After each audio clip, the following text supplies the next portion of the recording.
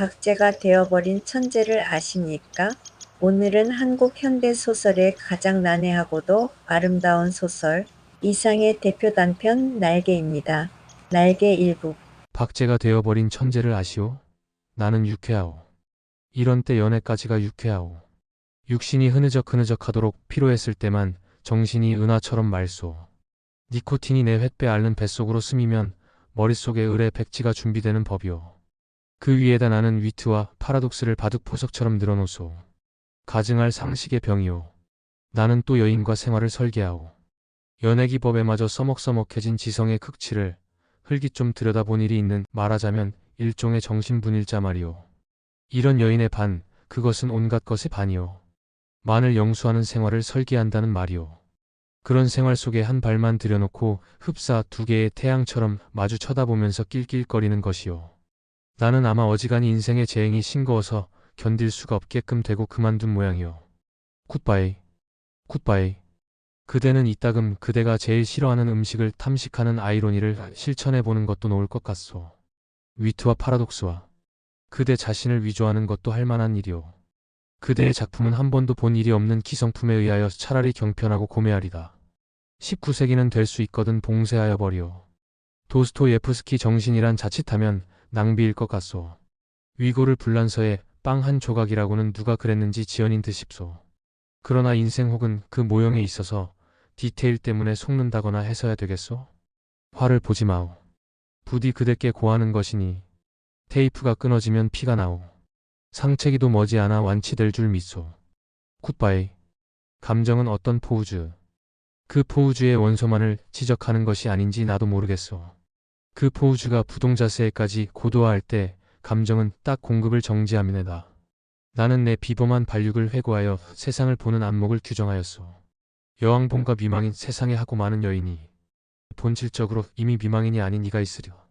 아니, 여인의 전부가 그 일상에 있어서 개미망인이라는 내 논리가 뜻밖에도 여성에 대한 모험이 되어? 굿바이. 그 33번지라는 것이 구조가 흡사유각이라는 느낌이 없지 않다. 한 번지에 18가구가 주걱깨를 맞대고 늘어서서 창호가 똑같고 아궁이 모양이 똑같다.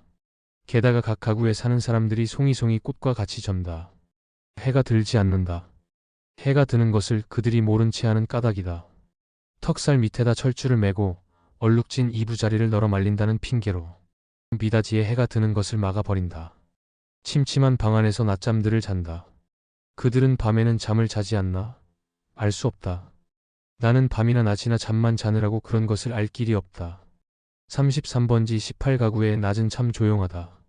조용한 것은 나뿐이다. 어둑어둑하면 그들은 이부자리를 걷어들인다. 전등불이 켜진 뒤에 18가구는 낮보다 훨씬 화려하다. 저물도록 미닫이 여닫는 소리가 잦다. 파 빠진다. 여러 가지 냄새가 나기 시작한다. 비웃 굽는 내, 탕고도 오락내, 뜨물내, 비눗내. 그러나 이런 것들보다도 그들의 문패가 제일로 고개를 끄덕이게 하는 것이다. 이 18가구를 대표하는 대문이라는 것이 일각이 져서 왜 따로 떨어지기는 했으나 있다. 그러나 그것은 한 번도 다친 일이 없는 한 길이나 마찬가지 대문인 것이다. 온갖 장사치들은 하루 가운데 어느 시간에라도 이 대문을 통하여 드나들 수 있는 것이다. 이네들은 문간에서 두부를 사는 것이 아니라 미닫이를 열고 방에서 두부를 사는 것이다. 이렇게 생긴 33번지 대문에 그들 18가구의 문패를 몰아다 붙이는 것은 의미가 없다. 그들은 어느 사이엔가 각 미닫이 위 백인당이니 길상당이니 써붙인 한 곁에다 문패를 붙이는 풍속을 가져버렸다. 내 방 미닫이 위 한 곁에 칼표 딱지를 내세다 낸 것만한 내 아니.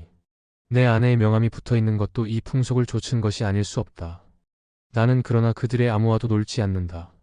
놀지 않을 뿐만 아니라 인사도 않는다. 나는 내 아내와 인사하는 외에 누구와도 인사하고 싶지 않았다. 내 아내 외에 다른 사람과 인사를 하거나 놀거나 하는 것은 내 아내 낯을 보아 좋지 않은 일인 것만 같이 생각이 되었기 때문이다. 나는 이만큼까지 내 아내를 소중히 생각한 것이다.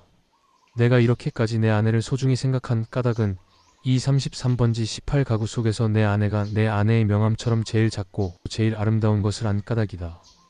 18가구의 각기 비러들은 송이송이 꽃들 가운데서도 내 아내가 특히 아름다운 한 떨기의 꽃으로 이 함석지붕 밑볕 안 드는 지역에서 어디까지든지 찬란하였다.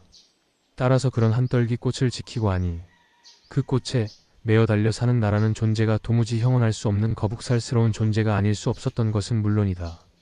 나는 어디까지든지 내 방이 집이 아니다. 집은 없다. 마음에 들었다. 방 안의 기온은 내 체온을 위하여 쾌적하였고 방 안의 침침한 정도가 또한 내 알력을 위하여 쾌적하였다. 나는 내 방 이상의 서늘한 방도 또 따뜻한 방도 희망하지 않았다. 이 이상으로 밝거나 이 이상으로 아늑한 방은 원하지 않았다. 내 방은 나 하나를 위하여 요만한 정도를 꾸준히 지키는 것 같아 늘 내 방에 감사하였고 나는 또 이런 방을 위하여 이 세상에 태어난 것만 같아서 즐거웠다. 그러나 이것은 행복이라든가 불행이라든가 하는 것을 계산하는 것은 아니었다. 말하자면 나는 내가 행복되다고도 생각할 필요가 없었고 그렇다고 불행하다고도 생각할 필요가 없었다. 그냥 그날을 그저 까닭 없이 펀둥펀둥 게으르고만 있으면 만사는 그만이었던 것이다. 내 몸과 마음의 옷처럼 잘 맞는 방 속에서 뒹굴면서 축 처져 있는 것은 행복이니 불행이니 하는 그런 세속적인 계산을 떠난 가장 편리하고 아니란 말하자면 절대적인 상태인 것이다. 나는 이런 상태가 좋았다. 이 절대적인 내 방은 대문간에서 세어서 똑 7째 칸이다. 럭키 세븐의 뜻이 없지 않다. 나는 이 7이라는 숫자를 훈장처럼 사랑하였다. 이런 이 방이 가운데 장지로 말미암아 두 칸으로 나뉘어 있었다는 그것이 내 운명의 상징이었던 것을 누가 알랴. 아랫방은 그래도 해가 든다. 아침결에 책보만한 해가 들었다가 오후에 손수건만 해지면서 나가버린다. 해가 영영 들지 않는 윗방이 즉 내 방인 것은 말할 것도 없다. 이렇게 볕 드는 방이 아내 방이요. 볕 안 드는 방이 내 방이요 하고 아내와 나 둘 중에 누가 정했는지 나는 기억하지 못한다. 그러나 나에게는 불평이 없다. 아내가 외출만 하면 나는 얼른 아랫방으로 와서 그 동쪽으로 난 들창을 열어놓으면 들이비치는 햇살이 아내의 화장대를 비춰 가지각색 병들이 아롱이 지면서 찬란하게 빛나고 이렇게 빛나는 것을 보는 것은 다시 없는 내 오락이다. 나는 조그만 돋보기를 꺼내가지고 아내만이 사용하는 지리가미를 꺼내가지고 그을려가면서 불장난을 하고 논다. 평행광선을 굴절시켜서 한 초점에 모아가지고 그 초점이 따근따근해지다가 마지막에는 종이를 그을리기 시작하고 가느다란 연기를 내면서 드디어 구멍을 뚫어놓는 데까지 이르는 고 얼마 안 되는 동안의 초조한 맛이 죽고 싶을 만큼 내게는 재미있었다. 이 장난이 실증이 나면 나는 또 아내의 손잡이 거울을 가지고 여러 가지로 논다. 거울이란 제 얼굴을 비칠 때만 실용품이다. 그 외의 경우에는 도무지 장난감인 것이다. 이 장난도 곧 실증이 난다. 나의 유의심은 육체적인 데서 정신적인 데로 비약한다. 나는 거울을 내던지고 아내의 화장대 앞으로 가까이 가서 나란히 늘어놓인 그 가지각색의 화장품 병들을 들여다본다. 그것들은 세상의 무엇보다도 매력적이다. 나는 그 중에 하나만을 골라서 가만히 마개를 빼고 병구멍을 내 코에 가져다 대고 숨죽이듯이 가벼운 호흡을 하여 본다. 이국적인 센슈얼한 향기가 폐로 스며들면 나는 저절로 스르르 감기는 내 눈을 느낀다. 확실히 아내의 채취의 파편이다. 나는 도로 병마개를 맞고 생각해본다. 아내의 어느 부분에서 요 냄새가 났던가를 그러나 그것은 분명하지 않다. 왜? 아내의 채취는 여기 늘어섰는 가지각색 향기의 합계일 것이니까. 아내의 방은 늘 화려하였다. 내 방이 벽에 못한 게 꽂히지 않은 소박한 것인 반대로 아내 방에는 천장 밑으로 쫙 돌려못이 박히고 몸마다 화려한 아내의 치마와 저고리가 걸렸다. 여러 가지 무늬가 보기 좋다. 나는 그 여러 조각의 치마에서 늘 아내의 동체와 그 동체가 될 수 있는 여러 가지 포우즈를 연상하면서 내 마음은 늘 점잖지 못하다. 그렇건만 나에게는 옷이 없었다. 아내는 내게 옷을 주지 않았다. 입고 있는 골된 양복 한 벌이 내 자리옷이었고 통상복과 나들이 옷을 겸한 것이었다. 그리고 하인에게 스웨터가 한 조각 사철을 통한 내 네이다. 그것들은 하나같이 다 빛이 검다. 그것은 내 짐작 같아서는 즉 빨래를 될 수 있는 데까지 하지 않아도 보기 싫지 않게 하기 위한 것이 아닌가 한다. 나는 허리와 두 가랑이 세 군데 다 고무밴드가 끼어있는 부드러운 사루마다를 입고 그리고 아무 소리 없이 잘 놀았다. 어느덧 손수건만해졌던 볕이 나갔는데 아내는 외출해서 돌아오지 않는다. 나는 요만 이래도 좀 피곤하였고 또 아내가 돌아오기 전에 내 방으로 가 있어야 될 것을 생각하고 그만 내 방으로 건너간다. 내 방은 침침하다. 나는 이불을 뒤집어 쓰고 낮잠을 잔다. 한 번도 거둔 일이 없는 내 이부자리는 내 몸뚱이의 일부분처럼 내게는 참 반갑다. 잠은 잘 오는 적도 있다. 그러나 또 전신이 까칫까칫하면서 영 잠이 오지 않는 적도 있다. 그런 때는 아무 제목으로나 제목을 하나 골라서 연구하였다. 나는 내 좀 축축한 이불 속에서 참 여러 가지 발명도 하였고 논문도 많이 썼다. 시도 많이 지었다. 그러나 그것들은 내가 잠이 드는 것과 동시에 내 방에 담겨서 철철 넘치는 그 흐느흐느한 공기에 다 비누처럼 풀어져서 온데간데 없고 한잠 자고 깨인 나는 속이 무명한 거피나 메밀 껍질로 띵띵 찬 한 덩어리 베개와도 같은 한 벌 신경이었을 뿐이고 하였다. 그러기에 나는 빈대가 무엇보다도 싫었다. 그러나 내 방에서는 겨울에도 몇 마리의 빈대가 끊이지 않고 나왔다. 내게 근심이 있었다면 오직 이 빈대를 미워하는 근심일 것이다. 나는 빈대에게 물려서 가려운 자리를 피가 나도록 긁었다. 쓰라리다. 그것은 그윽한 쾌감에 틀림없었다. 나는 혼곤히 잠이 든다. 나는 그러나 그런 이불 속의 사색 생활에서도 적극적인 것을 궁리하는 법이 없다. 내게는 그럴 필요가 대체 없었다. 만일 내가 그런 좀 적극적인 것을 궁리해내었을 경우에 나는 반드시 내 아내와 의논하여야 할 것이고, 그러면 반드시 나는 아내에게 꾸지람을 들을 것이고, 나는 꾸지람이 무서웠다느니 보다는 성가셨다.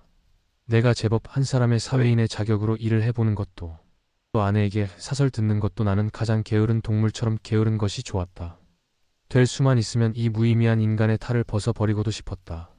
나에게는 인간 사회가 스스로웠다. 생활이 스스로웠다. 모두가 써먹써먹할 뿐이었다. 아내는 하루에 2번 세수를 한다. 나는 하루 한 번도 세수를 하지 않는다. 나는 밤중 3시나 4시쯤 해서 변소에 갔다. 달이 밝은 밤에는 한참씩 마당에 우두커니 섰다가 들어오곤 한다. 그러니까 나는 이 18가구의 아무와도 얼굴이 마주치는 일이 거의 없다. 그러면서도 나는 이 18가구의 젊은 여인네 얼굴들을 거반 다 기억하고 있었다. 그들은 하나같이 내 아내만 못하였다. 11시쯤 해서 하는 아내의 첫 번 세수는 좀 간단하다. 그러나 저녁 7시쯤에서 하는 2번째 세수는 손이 많이 간다. 아내는 낮에보다도 밤에 더 좋고 깨끗한 옷을 입는다. 그리고 낮에도 외출하고 밤에도 외출하였다. 아내에게 직업이 있었던가? 나는 아내의 직업이 무엇인지 알 수 없다. 만일 아내에게 직업이 없었다면 같이 직업이 없는 나처럼 외출할 필요가 생기지 않을 것인데 아내는 외출한다. 와출할 뿐만 아니라 내객이 많다. 아내에게 내객이 많은 날은 나는 온종일 내 방에서 이불을 쓰고 누워 있어야만 된다. 불장난도 못한다. 화장품 냄새도 못 맡는다. 그런 날은 나는 의식적으로 우울해하였다. 그러면 아내는 나에게 돈을 준다. 50전짜리 은하다. 나는 그것이 좋았다. 그러나 그것을 무엇에 써야 옳을지 몰라서 늘 머리맡에 던져두고 한 것이 어느 결에 모여서 꽤 많아졌다. 어느 날 이것을 본 아내는 금고처럼 생긴 벙어리를 사다 준다. 나는 한 푼씩 그 속에 넣고 열쇠는 아내가 가져갔다. 그 후에도 나는 더러 은하를 그 벙어리에 넣은 것을 기억한다. 그리고 나는 게을렀다. 얼마 후 아내의 머리 쪽에 보지 못하던 눈깔잠이 하나 여드름처럼 돋았던 것은 바로 그 금고형 벙어리의 무게가 가벼워졌다는 증거일까.